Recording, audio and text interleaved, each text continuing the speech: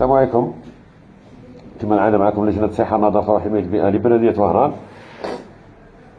الفرقة الإقليمية للدرك الوطني للدار البيضاء لها مشكورة اللي جابت هذه القضية، اللي هي جابت هذه القضية، تبعت وحدين واكتشفت القضية. الأمن الحضري 21 مديرية التجارة وبيطرية المصالح الفلاحية لدائرة وهران ومنظمة حماية المستهلك. اليوم للأسف باش تعرفوني لافوا تاعي أنا باش راني نخدم باسكو الروائح بزاف ندريت من الروائح. بون هنا الفريكو اللي كان يستوكو فيه الدجاج هذا فيه الديدان، هذو علاقات تاع الديدان كارثة. دجاج صغير غير مطابق.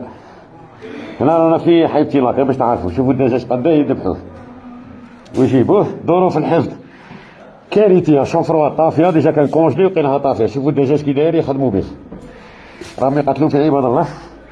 حسبنا الله ونعم الوكيل فيهم.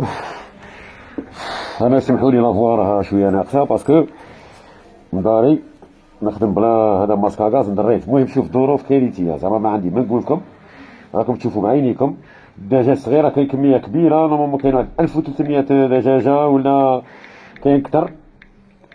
حنا بتنفيذا لتعليمات السيد والي ولايه وهران وتحت اشراف رئيس بلديه وهران طبقا للقانون 18/11 المتعلق بحمايه الصحه، والمرسوم 81/267 المتعلق بصلاحيات رئيس المجلس الشعبي البلدي، وقانون حماية الصحة وترقيتها رقم 85/05 المؤرخ في 16/2/85، والمادة 123 من قانون 10/11 المتعلق بالبلدية، ونص المادة 103 من قانون البلدية.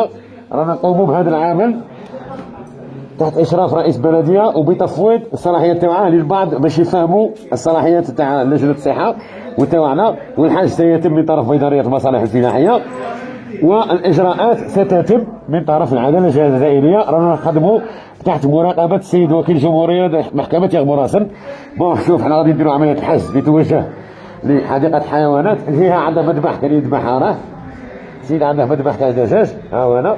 المهم كارثه وصاي شباب نقول لكم. حنا رانا باذن الله، انا ما كنتش باغي نزيد نخدم بس عم نشوف كيما كان الصحه تاع المواطن والامن والسلامه تاع المواطن في خطر، دوك نخدم مهما كانت الظروف ومهما كانت النتائج.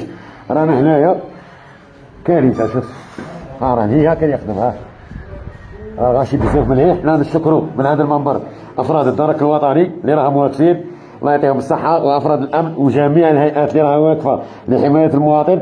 رانا هنا وماذا بيا هذا الفيديو يعاودوا يقولوا القوانين اللي قلتهم اللي راهم يهضروا ويقول لك بلي ما عندهم الصلاحيات باش يفهموا الصلاحيات تاعنا. وان شاء الله غادي تكون عندنا تقريبا صلاحيات غلق فوري وان شاء الله.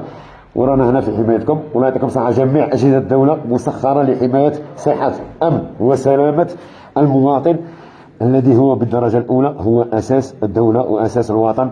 والله يعطيكم الصحه والسلام عليكم.